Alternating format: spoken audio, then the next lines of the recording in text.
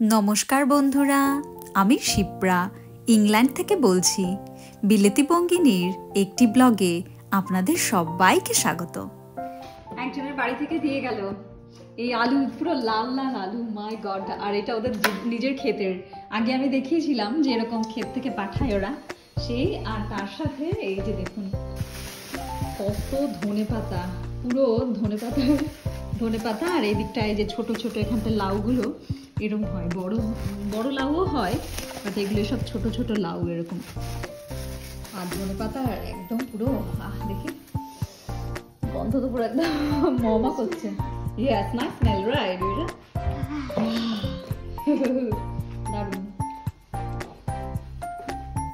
1.5 মাস হলো বাবাজি আমাদের সাথেই আছে, আর হয়তো কদিন থাকবে, তারপরেই বাবাজি চলে যাবে ইন্ডিয়া। আর বাবাজি যতদিন আছে তার চেলা চামুন্ডাদের দৌলতে এই আলু, কুমড়ো এসব আমাদের বাড়িতে আসছে। আজকেও প্রায় 10 জন মতো অতিথি আমাদের বাড়িতে।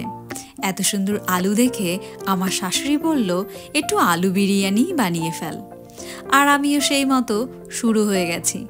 আর আমাকে হেল্প করতে আর একজনও আছে, এই দেখুন।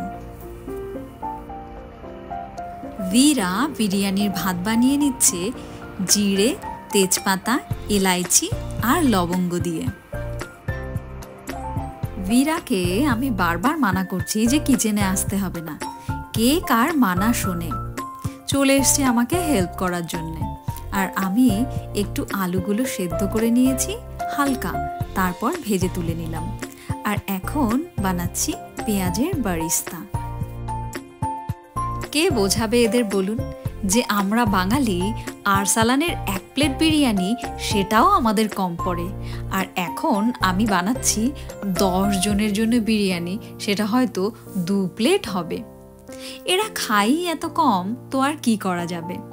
একটুখানি রাইস নেবে, একটুখানি রুটি নেবে, ব্যাস। পেঁয়াজের বারিস্তা বানিয়ে আমি একটু ঠান্ডা হতে দিলাম। আর এখন সেই একই তেলের মধ্যে সমস্ত গোটা মশলা দিয়ে দিলাম। এর সাথে দিয়ে দেব জিরে, ধনে, একটু কাশ্মীরি লঙ্কা, সব কিছু গুঁড়ো একসাথে। আঁচটা একদম নিভু নিভু করে নিয়েছি। দিয়ে দিচ্ছি কটা কাঁচা লঙ্কা। ভালো করে নেড়ে চেড়ে মশলাটা যেই হয়ে গেছে, তার সাথে দিয়ে দিচ্ছি টমেটো পিউরি। একটু নাড়াচাড়া করে নিচ্ছি। একই সাথে কিন্তু কাজুগুলোও দিয়ে দেবেন। কাজুগুলো একটু তেলে ভাজা ভাজা হয়ে গেলে তারপরে আমি দিয়ে দিচ্ছি একটুখানি ফ্যাটানো টক দই। টক দইটা দিয়েছি কারণ একটু হালকা টক টক লাগবে খেতে, যেটা ভালোই লাগবে, কারণ এটা নিরামিষ বিরিয়ানি। এবার ওই যে বারিস্তাটা বানিয়েছিলাম, ওর 3 ভাগের 1 ভাগ মতো আমি মিক্সিতে দিয়ে নিচ্ছি। মিক্সিতে একটু ঘুরিয়ে নেব। আপনারা চাইলে এটা পেস্ট না করে হাতে এমনি গুঁড়ো করেও এই মশলার মধ্যে দিয়ে দিতে পারেন। আমি অনেক দিন আগে ইন্ডিয়ান একটা মার্কেটে গেছিলাম, ওখান থেকে এই বিরিয়ানির মশলাটা পেয়েছি। ওই মশলাটা নিয়ে এসেছি, ওটা আমি একটু হালকা দিয়ে দিলাম। এটা আপনারা ভাতের সাথেও মিশিয়ে দিতে পারেন, কারণ মশলাটা পুরো একদম রেডি থাকে। আলুগুলো পেল্লাই বড় বড়, একদম খাসির মাথার মতো। আমি একটু হালকা সেদ্ধ করে নিলাম, তারপরে ভেজে নিলাম। তারপরেও দেখি ভেতরটা একটু শক্ত আছে, তাই মশলার মধ্যে আমি একটু জল দিয়ে এটা ঢাকা দিয়ে দিচ্ছি। পুরো যখন একদম আলুটা হয়ে যাবে, তখন আমি ওই মশলার মধ্যে ভাতগুলো বসিয়ে দেব। আমরা যেহেতু নিরামিষ খাচ্ছি, তাই আমি আলু দিয়ে করছি। আপনারা চাইলে এই সেম জায়গাতে ডিম দিয়েও করতে পারেন। পেঁয়াজের যে বারিস্তাগুলো রেখেছিলাম, ওগুলো একটু ছড়িয়ে দিচ্ছি। এবার দিয়ে দিচ্ছি ভাত। আর ভালো কথা, আমি যখন প্রথমে ভাতগুলো সেদ্ধ করে নিয়েছিলাম, আমি কিন্তু এর সাথে একটু নুন আর একটু লেবুর রসও দিয়েছিলাম। আপনারাও দিয়ে দেবেন কিন্তু। পেঁয়াজের বারিস্তাগুলো ভাতের সাথে সুন্দর করে মিশিয়ে নিয়ে আমি এটাকে 10 মিনিটের জন্যে একদম সিমে রান্না হতে দিলাম। 10 মিনিট পর দেখুন কি দারুণ হয়ে গেছে না? এখন আমি নামাবো না কিন্তু, আমি আরও 10 মিনিট এই গ্যাসটা বন্ধ করে দিয়ে রান্না হতে দেব।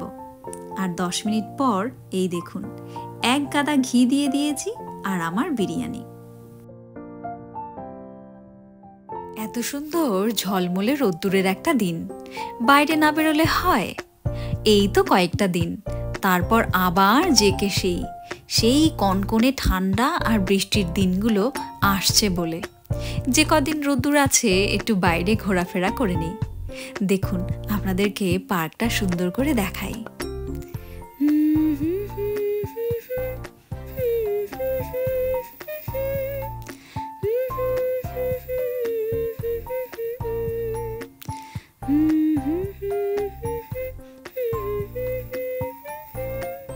কি দারুণ না? আমরা টোনাটুনি দুজন এখন চলে এসেছি পার্কটা একটু ঘোরার জন্যে। আর আপনাদেরকে একটা জিনিস দেখাই, দাঁড়ান। এই যে ভদ্রলোক, এই ভদ্রলোক এখানটায় ছিপ ফেলেছে মাছ ধরার জন্যে। ওনার কাছে একটা ছোট লাউড স্পিকার, তার মধ্যে চলছে গান, সাথে দেখলাম 2-3টে বিয়ারের বোতল আর কটা চিপস। ব্যাস, ওনার মনে হয় সারাদিন এই দিয়েই কাভার হয়। ওনার হাতে লম্বা একটা স্টিক, ওই স্টিকটার মধ্যে খাবারগুলো পুড়ে দিয়ে ওই দূরে ছুঁড়ে ছুঁড়ে মারছে। এটা হচ্ছে মাছের আধার। আমরা যেরকম ছোট্টবেলায় সেই মাছের আধার দিতাম না, সেইটা উনি এইভাবে দূরে দিচ্ছে, কারণ ওরা ছিপের মাথাগুলো ওই লেকের একদম মাঝ বরাবর। এখানে না প্রচুর রাজহাঁস আর পাতিহাঁস আর পাখির তো কোনো শেষ সীমানা নেই। উনি খাবারগুলো দূরে ছুঁড়ে মারছে জলে পড়ার আগে। ওই দেখুন, সব ওপরে পাখিগুলো ঘুরে বেড়াচ্ছে, ওরাই লুফে নিচ্ছে। ছোটবেলায় আমি তেলাপিয়া মাছের আধার দেওয়ার জন্যে পান্তা ভাতের সাথে তুষ মিশিয়ে দিতাম। সেই দিনগুলো কি দারুণ ছিল। এই দেখুন, একটু এনার বড়শিটা দেখাই।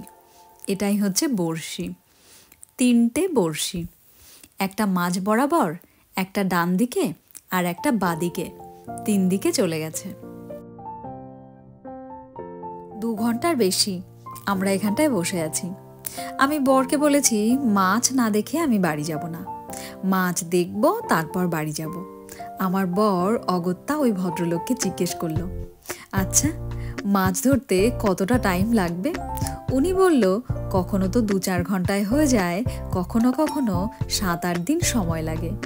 আমার বর আমাকে বলছে, তুমি বসো এখানটায়, আমি বাড়িতে গিয়ে চেয়ার, টেবিল, বই, খাতা, জামা কাপড়, তোমার রান্না সরঞ্জাম আর সমস্ত কিছু আমি দিয়ে যাচ্ছি। 7 দিন তো লাগবে মাছ ধরতে, তুমি মাছ ধরে রান্না করে খেয়ে দে, তারপরেই বাড়িতে যেও।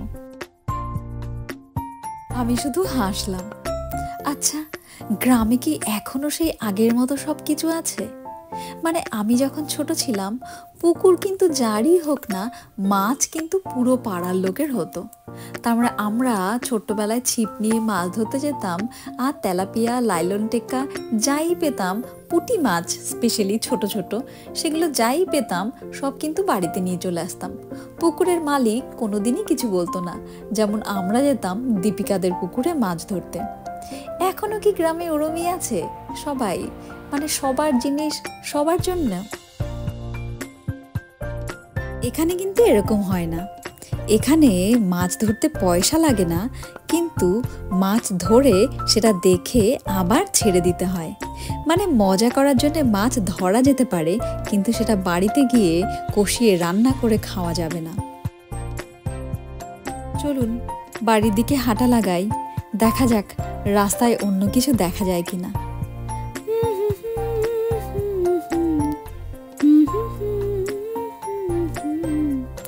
এখানটায় না এই ধরনের ভদ্রলোক প্রচুর দেখা যায়।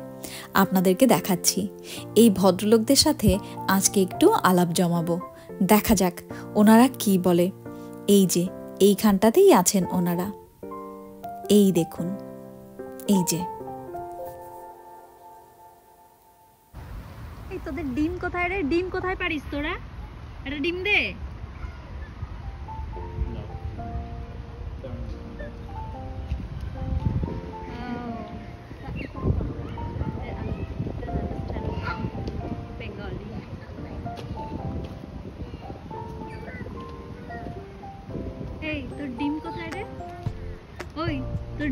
ডিম? ডিম কই?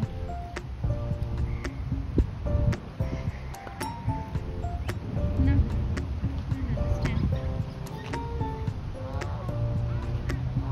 আমার বর বলছে ডিমের অ্যাড্রেস জানতে হলে তোমাকে ইংলিশে জিজ্ঞেস করতে হবে, ওরা তো ব্রিটিশ, ওরা বাংলা কি করে বুঝবে। যাই হোক, আমাদের জীবন এভাবেই হাসি মজাকের মধ্যে দিয়েই কেটে যাচ্ছে।